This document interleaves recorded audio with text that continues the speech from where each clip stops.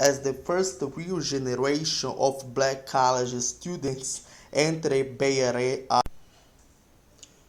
Neighborhood Executive Dynamic is California restructured public education with master plan as setting a rapidly expanding black community of students grows to a vastly population and is rich while Afro-American Association recruits through the Oakland, each is large merging associates emerge at Merritt College, effectively known as Groove Street.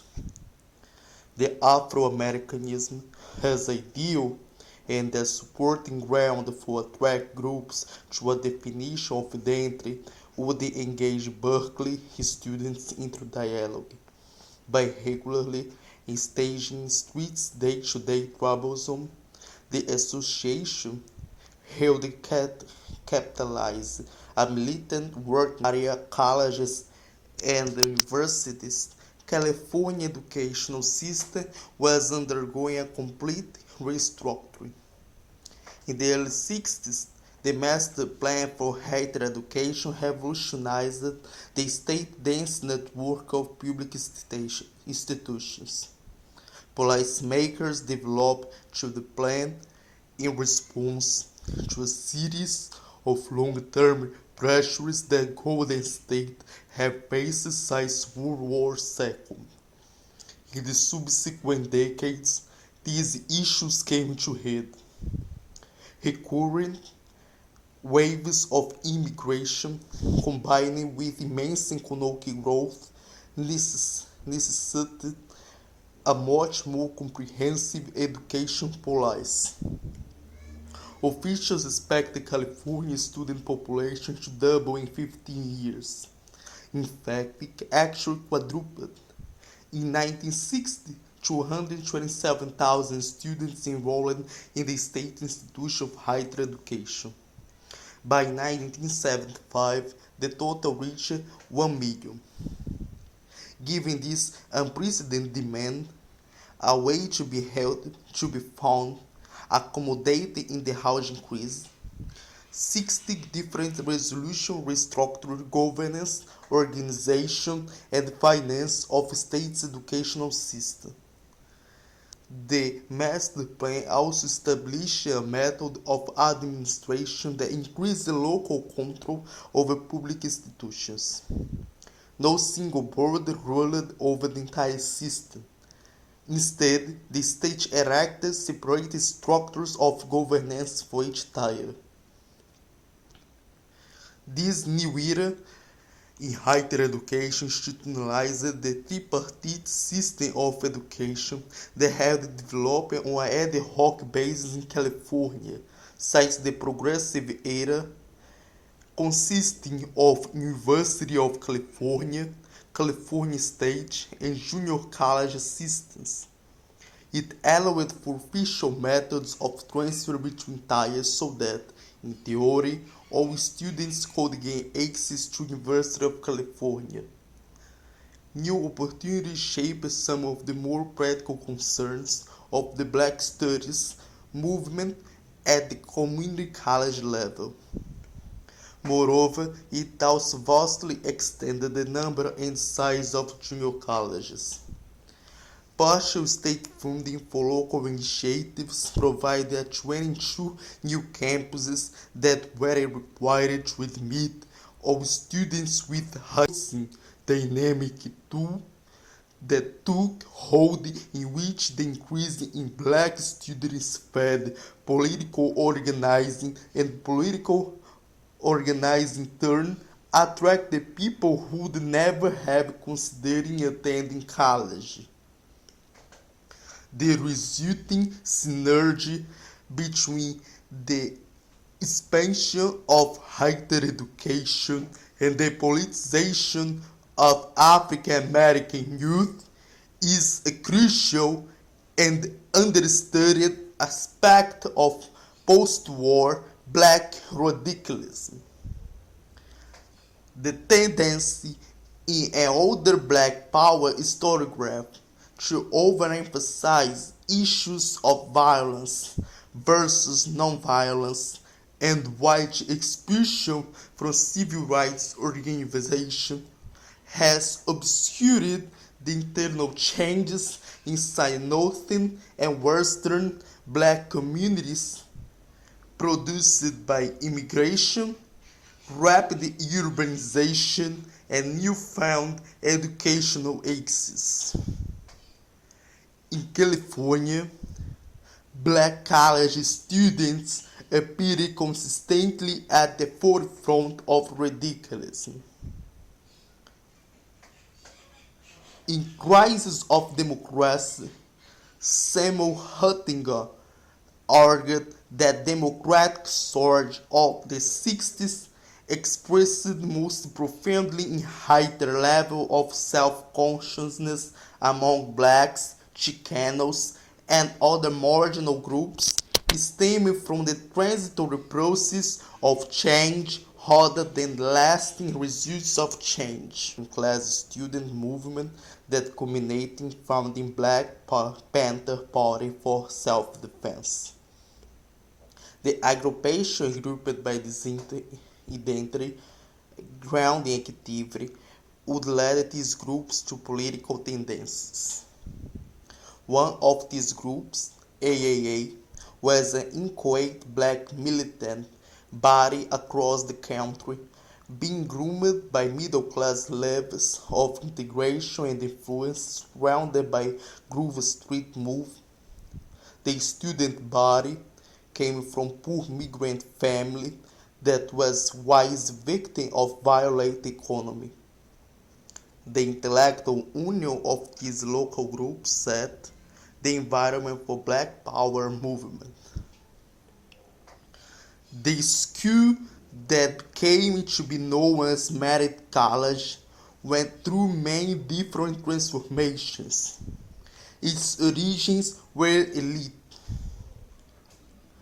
In 1923, the Oakland School Board commissioned Charles Dickey to build a secondary school. University High Schools was to serve the sons and daughters of academic faculty and expose them to the most modern pedagogy that Berkeley of the 20s could offer.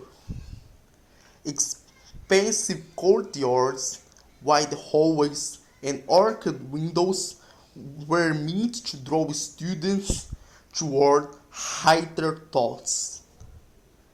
University High's design and curriculum represent the triumph of progressive ideals. At the head of the auditorium and the hand-cover sign proclaimed the progress of all thought, all, under the leadership of wisest and best.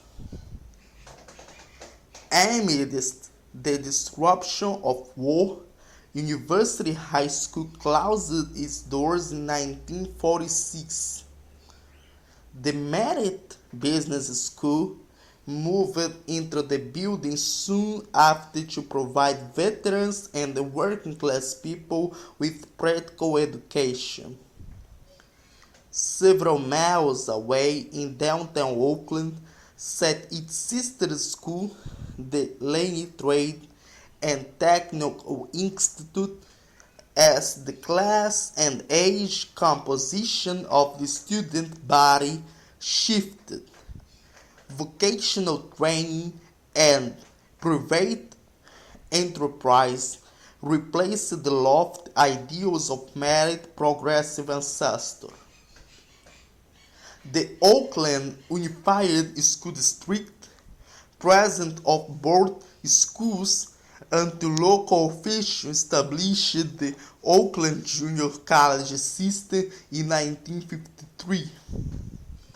In the early 50s, Merritt and Laney developed a clear division of intellectual labor. Merritt specialized in the liberal arts and came to be known as the Queen of the Humanities, while Laney continued to be a vocational school with extensive apprenticeship programs. The types with high school diplomas. This new capacity expanded to working class college enrollment and provided the institutional base for merit influx of black students. This state policy of education created an opportunity for local students and their thinking activity. These 22 campuses became local campuses of parties for students and local urban thought. As large number of black Southern immigrants poured into California during and after World War II, they immediately recognized the low-cost, accessible higher education as one of the state's most important resources. Starting in the late 50s, community institutions like Oakland City College witnessed a steady increase in the population of African American students that quickly outstripped the number in comparative elite University of California system. While architects of the master plan gave little thought to how the attempts at social engineering would affect African American migrant communities, the expansion of California's system of higher education had far-reaching effects on local black youth. Increased enrollment meant not only better economic opportunities, but also participation increased in militant campus culture of early 60s.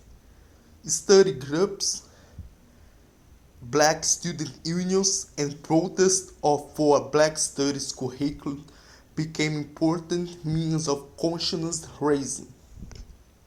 As a result, many of the radical groups that emerged later in the decade stemmed from this earlier period of student activism.